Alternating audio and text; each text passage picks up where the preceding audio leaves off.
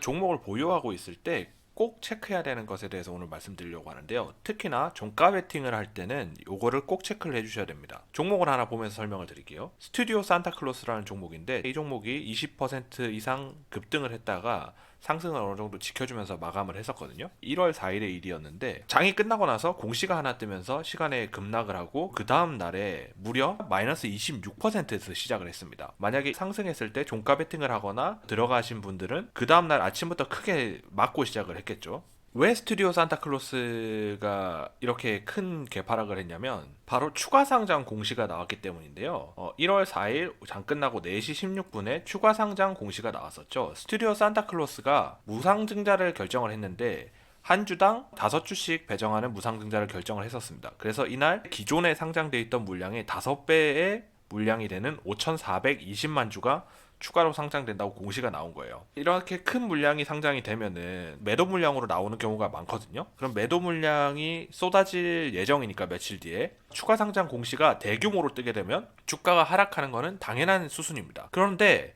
추가 상장 공시가 언제 뜰지 미리 알 수 있느냐? 당연히 알 수 있습니다. 그럼에도 불구하고 스튜디오 산타클로스처럼 당연하게 피할 수 있는 건데도 추가 상장 공시를 체크하지 않아서 큰 개파락을 맞는 경우를 종종 보게 됩니다. 주식 같은 경우에는 잘하면 굉장히 큰 수익을 얻을 수 있는 거잖아요. 그것만큼 꼼꼼하게 주식을 해야 될 필요가 있는 겁니다. 자, 그러면은 추가 상장에 대해서 조금 더 알아보도록 할게요. 추가 상장 공시가 뜬다는 건 새로운 주식이 발행이 된다는 건데 크게 보면 유상증자, 무상증자, 그리고 전환 청구권 행사라든지 혹은 신주 인수권 행사가 있습니다. 하나씩 설명을 드릴게요. 어떤 종목이 유상증자나 무상증자를 결정했다고 생각을 해봅시다. 그러면 우리가 흔히 다트라고 부르는 전자공시 시스템, 금감원에서 운영하는 곳이죠. 여기에 들어가서 무상증자나 유상증자를 최근에 결정한 게 있는지 한번 보는 겁니다. 여기 스튜디오 산타클로스 같은 경우에는 주요 사항 보고서 해가지고 무상증자 결정 이렇게 떠있죠. 이 공시를 한번 열어볼게요. 정정 공시니까 필요 없는 내용들은 지나치고요. 무상증자 공시나 유상증자 공시를 보면 이런 식으로 공시가 떠있을 텐데 우리가 주목해야 될 거는 두 가지예요. 신주 배정 기준일 그리고 신주 상장 예정일입니다. 신주 배정 기준일 같은 경우에는 12월 16일이라고 되어 있잖아요. 그러면은 그 전날 9시 그러니까 장 시작할 때 권리락이 일어나게 됩니다. 권리락이 발생하고 나서 상승하는 경우도 있고 하락하는 경우도 있는데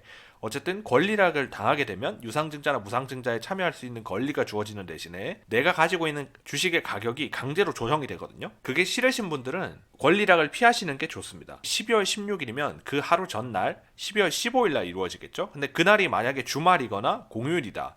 그러면은 그 이전에 주식장이 열리는 날이라고 생각을 하시면 됩니다. 그리고 신주 상장 예정이라는 게 추가 상장 공시가 언제 뜰지를 결정하는 건데요. 2023년 1월 9일 날 신주 상장 예정일이라고 되어 있잖아요. 그럼 이날에 추가 상장 공시가 뜨는 게 아니라 1월 달력을 보면서 말씀을 드리자면 1월 9일 날 신주 상장 예정일이라고 하면 3거래일 전 장 마감 후에 공시가 뜨게 되는 겁니다. 9일이었으니까 3일 전이면 금요일, 목요일, 수요일 장 마감 후에 뜨게 되는 겁니다. 그렇기 때문에 4일날 공시가 나온 거예요. 주식 거래일 기준으로 3일 전 장 마감 후에 뜬다. 이렇게 알고 계시면 될 것 같고요. 그러면 4일날 공시가 떴으니까 엄청난 물량이 추가 상장 되는구나 라는 걸 사람들이 인지를 했고 그래서 5일날 개파락을 시작을 하는 겁니다. 물론 이것도 물량에 따라 달라요. 물량이 크지 않은 경우에는 크게 반응이 없을 수도 있습니다. 하지만 물량이 큰 경우에는 아주 큰 폭으로 하락이 나올 수가 있어요. 크다 작다의 기준은 경우에 따라서 조금씩 다른데 기존 발행 주식 수 대비 4-5% 이상 정도 되면 어느 정도 영향을 미치긴 합니다. 그렇게 알아주시면 좋을 것 같고요. 이렇게 무상증자라든지 유상증자 공시만 체크를 해서 그 안에 있는 상장 예정일만 보고 계산을 미리 해놓으면은 추가 상장 공시로 개파락을 맞을 이유가 없는 거예요. 그럼 아까 처음에 말씀드린 것처럼 유상증자, 무상증자 말고 전환 청구권이나 신주 인수권 행사로도 된다고 했잖아요. 그런 경우도 한번 살펴보겠습니다. 우선 전환 청구권과 신주 인수권은 전환 사채와 신주 인수권부 사채에서 발생을 하는 건데 그거에 대해서는 지금 영상에서는 다루지를 않도록 할게요. 종목을 하나 보면서 설명을 드리자면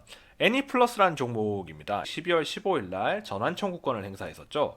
이때 전환 청구권 행사 공시를 열어보면 이런 식으로 공시가 이루어져 있습니다. 현재 발행 주식 총수가 얼마만큼 되고 행사하는 주식수가 얼마만큼 되는데 그게 대비 몇 %인지 이렇게 친절하게 나와 있거든요. 아까 말씀드린 것처럼 발행 주식 총수 대비 한 4-5% 이상 넘어가게 되면 어느 정도 영향을 미치게 됩니다.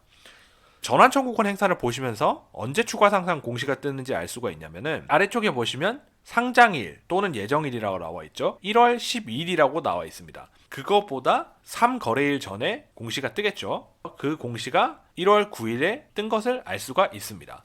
참고로 전환 청구권하고 신주인 수권은 공시가 거의 같기 때문에 똑같이 보시면 되고, 하나 더 알고 가시면 좋을 게 있는데요. 여기 전환사채 잔액이라는 게 있습니다. 이 전환사채 잔액에서 전환 가능 주식수를 보시면 702만 주가 남아있는 걸 알 수가 있습니다. 67만 주가 현재 행사가 됐는데 앞으로 더 전환 가능한 주식이 702만 주나 남았다는 겁니다. 실제로 발행 주식 총수 대비 10% 이상의 주식이 남았다는 거죠. 그렇기 때문에 이런 종목들은 언제든지 전환사채 전환이 가능하기 때문에 종가 베팅을 하거나 종목을 홀딩하고 있을 때 약간의 리스크가 있다라고 생각을 하실 수가 있는 겁니다. 좀 더 디테일하게 들어가서 전환 청구권을 언제 행사할 수 있는지 그 기간을 알고 싶다라고 하시면은 보고서를 열어보셔야 되거든요. 근데 다트에 들어가셔가지고 가장 최근에 분기 보고서를 열어보겠습니다. 다른 건 보실 필요가 없고 재무 관한 사항에 보시면은 증권 발행을 통한 자금 조달에 관한 사항 요거를 보시면 됩니다. 요걸 눌러보시면 유상증자나 전환 청구권 행사 등이 언제 이루어졌었는지 정보를 아실 수가 있는데요. 조금 내려보시면은 현재 미상환 전환사채 발행이 어떻게 되어 있는지를 아실 수가 있습니다.